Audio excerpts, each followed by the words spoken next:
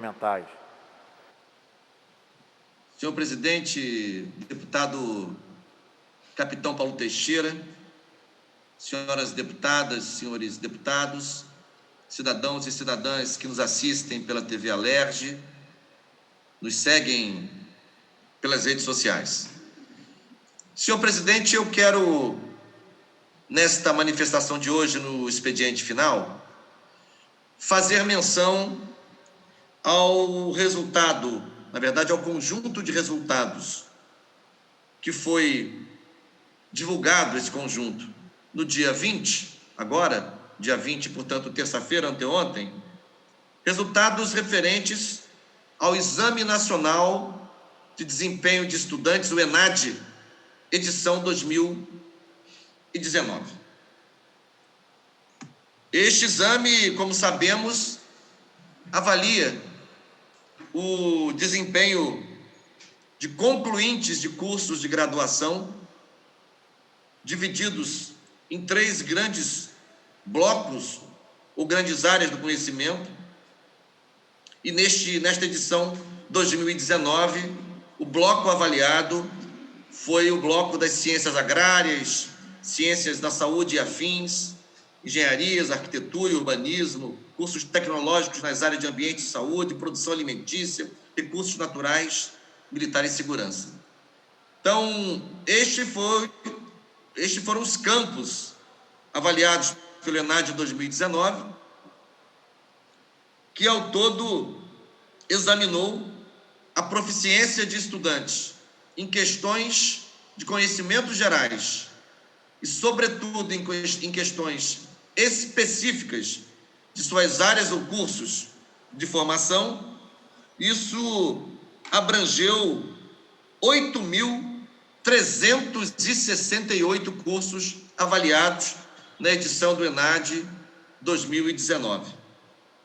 O dado que chama a atenção, não surpreende, mas chama a atenção, é o dado referente ao desempenho das instituições de ensino superior públicas, porque o ENAD trabalha com conceitos que variam de 1 a 5, em ordem crescente. Portanto, 1 é o conceito mais baixo e 5, o conceito mais elevado. O dado que eu quero destacar é que desses 8.368 cursos avaliados, ENAD 2019, 510 alcançaram, pelo desempenho de seus estudantes no exame, o conceito máximo, o conceito 5. Então, o primeiro dado relevante é que nós temos um percentual inferior a 10% de cursos que obtiveram a nota máxima, um padrão de excelência acadêmica na graduação,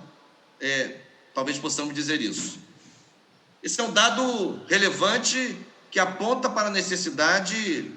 de aprimorarmos, de modo geral, a qualidade acadêmica dos cursos de graduação. Mesmo sabendo, eu quero aqui dizer, que esses exames revelam, digamos, uma dimensão da qualidade desses cursos avaliados, porque não se pode avaliar um curso de graduação apenas em função do desempenho dos seus estudantes concluintes em um exame de larga escala. Esse dado do ENAD é relevante, mas ele precisa, por óbvio, ser cotejado, cruzado, triangulado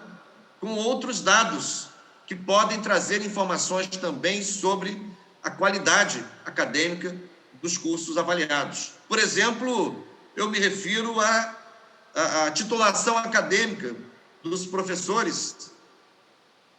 que lecionam nesses cursos,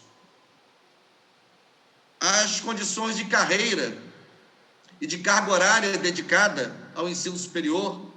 dedicação exclusiva de preferência, a infraestrutura física e acadêmica desses cursos, condições, digamos, das salas de aula, existência de laboratórios apropriados, acervos bibliográficos, recursos tecnológicos, todos esses elementos também contribuem, é claro, direta ou indiretamente, para a definição de um padrão de qualidade acadêmica de um curso de graduação. O ENAD, portanto, se limita ao desempenho, à performance dos estudantes concluintes. Quero aqui fazer esta ressalva, mas ainda assim é um dado, é um indicador relevante. Outro dado dos resultados do ENAD de 2019 que eu quero destacar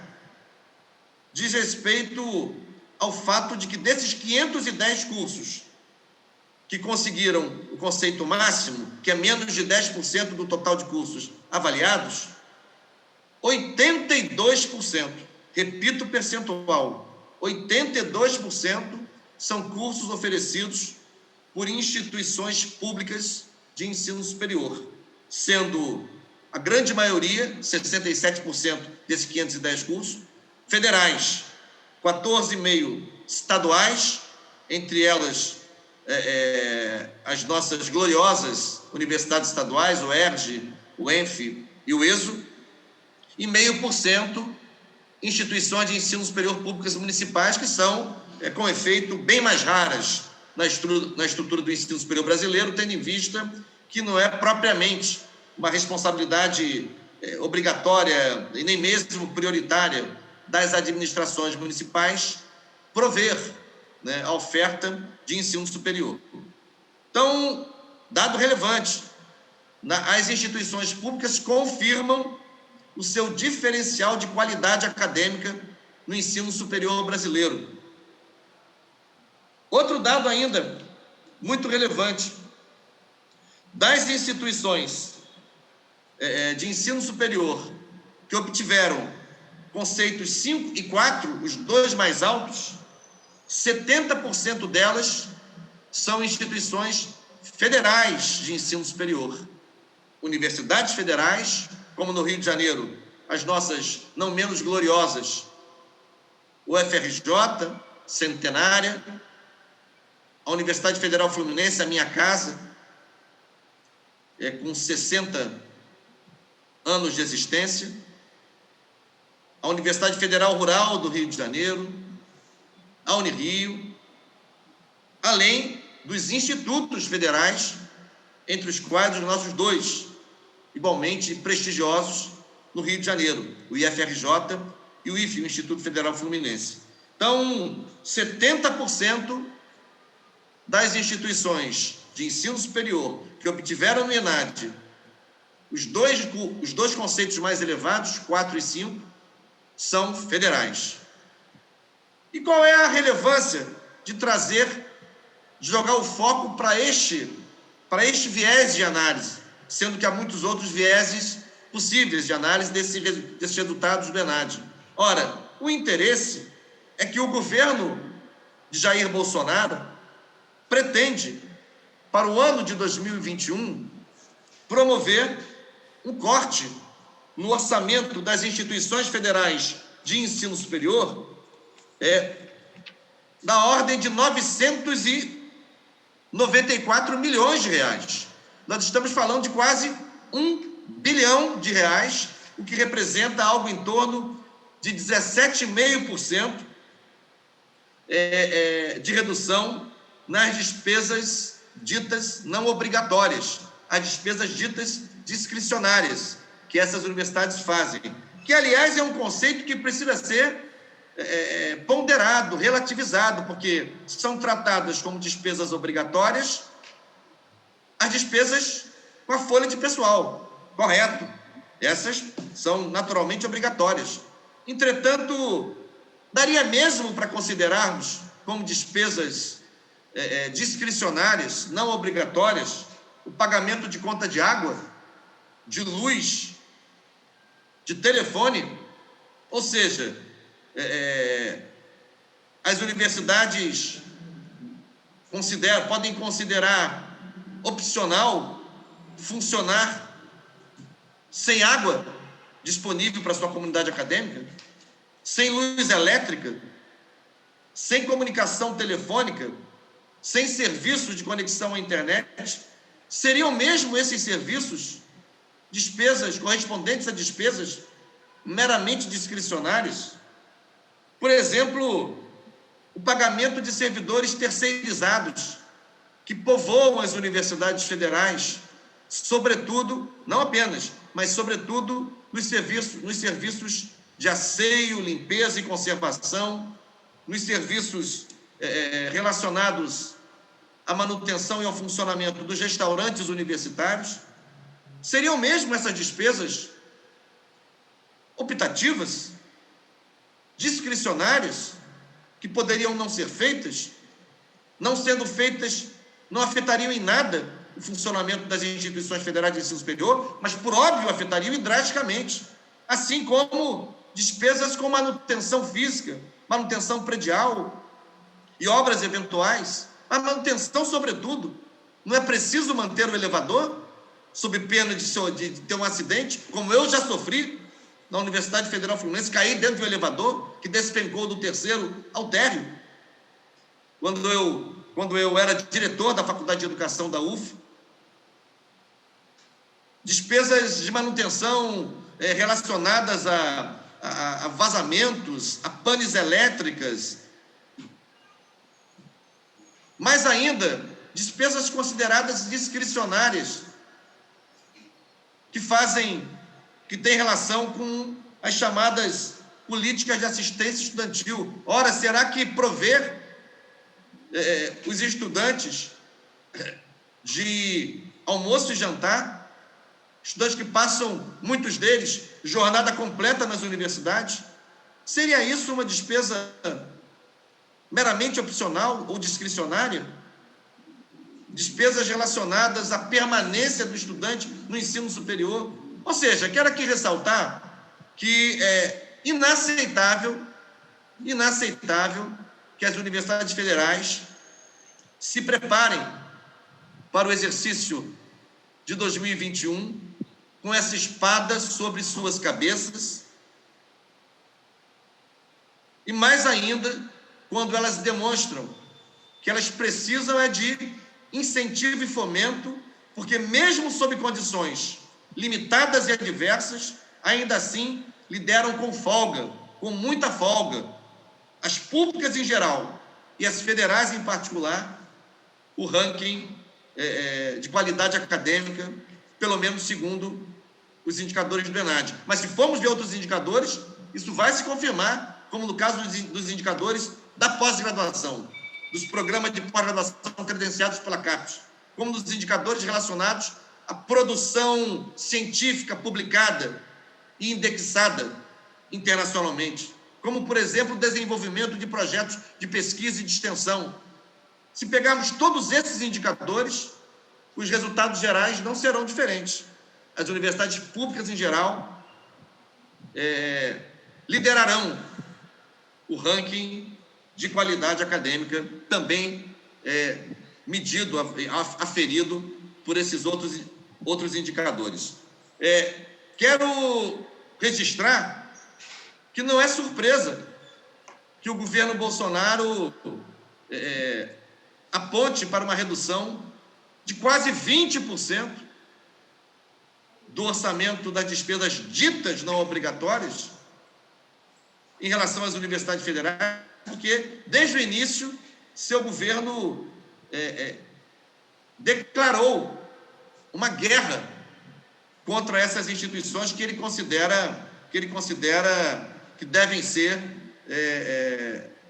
diminuídas e enfraquecidas. Suas próprias palavras já nos fizeram ter conhecimento dessa posição. Quando ele, por exemplo, de forma enganosa, afirmou que as universidades federais não produzem pesquisa. Deputado Luiz Paulo, que conhece o campo universitário brasileiro e do Rio de Janeiro em particular. Ora, Os fatos mostram o contrário. A produção acadêmica e científica brasileira é essencialmente oriunda das universidades públicas, com exceções importantes que vale registrar, claro. Aqui no Rio de Janeiro temos algumas exceções valorosas, como o caso da PUC-Rio, como o caso da Fundação Getúlio Vargas em algumas áreas do conhecimento, mas essencialmente é nas universidades públicas e é nas instituições de ensino superior públicos que se concentra o essencial da produção científica e acadêmica no Brasil. Então, eu quero fazer essa manifestação, mais uma vez, na qualidade de presidente da Comissão de Ciência e Tecnologia da Assembleia Legislativa do Estado, membro da Comissão de Educação, professor da Universidade Federal Fluminense, fazer, em primeiro lugar, esta divulgação dos resultados amplamente favoráveis, amplamente abonadores da qualidade acadêmica das instituições públicas de ensino superior, das federais em particular, mas também de várias estaduais, entre elas, sem surpresa, as nossas 3 estaduais do Rio de Janeiro, e o meu reconhecimento, minha admiração à comunidade acadêmica da UERJ, da UENF e da UESO, mas também fazer essa manifestação para contraditar esta intenção negacionista, esta intenção obscurantista, esta intenção patrulhadora, manifestada mais uma vez pelo governo Bolsonaro, que pretende penalizar no exercício de 2021 as universidades federais com corte que pode remontar a quase 20% dos seus respectivos orçamentos de despesas fundamentais, como essas que eu mencionei. Então, deputado Capitão Paulo Teixeira, é o discurso, o pronunciamento que eu queria fazer nesta sessão de hoje, e lembrando o ex-ministro da Educação, aliás, de triste memória como ministro para a educação brasileira, Abraham Weintraub, que saiu em rota de fuga do Brasil, que se referiu às universidades federais como lugares de balbúrdia. Esta balbúrdia que o ENAD revela é a balbúrdia da qualidade acadêmica, é a balbúrdia dos melhores desempenhos dos nossos estudantes egressos das instituições de ensino superior públicas e, em particular, das universidades federais, dos institutos federais e das universidades estaduais. Esta é a resposta que a comunidade acadêmica das instituições públicas, em especial das instituições federais de ensino superior, dão a este governo inimigo da ciência, a este governo que tem responsabilidade direta com essa quantidade absurda de mortes pela Covid-19 no Brasil, porque enfrentou os posicionamentos oriundos de autoridades sanitárias e científicas, e isso causou confusão, causou desorientação e incitou muita gente no Brasil a não se preservar, a não se proteger, a considerar que não passava de uma gripezinha, e nós mesmos, aqui na Assembleia Legislativa, como lembrou há pouco o deputado Carlos Mink, ainda na ordem do dia, a nossa amostra é absolutamente representativa do drama e da tragédia sanitária e humanitária que é a pandemia do novo coronavírus. 2 deputados mortos em 70 e possivelmente quase 30, salvo engano de minha parte, que tiveram casos confirmados de Covid-19. Então, termino aqui meu pronunciamento, mais uma vez prestando minhas homenagens, meu reconhecimento como deputado e como membro da comunidade científica brasileira às instituições públicas de ensino superior e me solidarizando, em particular, com as instituições federais açoitadas, atacadas desde o primeiro dia pelo governo Bolsonaro, não apenas com restrições orçamentárias, mas com declarações depreciativas oriundas de altas autoridades federais brasileiras, inclusive do próprio presidente da República, sem falar na sucessão de intervenções de verdadeiros estupros à autonomia constitucional das universidades, como tem acontecido pelo Brasil inteiro e segue acontecendo no Cefet, RJ, que permanece sob interventoria. Então, queria fazer essa declaração, essa manifestação, e com isso concluo meu pronunciamento neste expediente final, agradecendo mais uma vez ao presidente deputado capitão Paulo Teixeira. Antes de encerrar, gostaria de falar com o deputado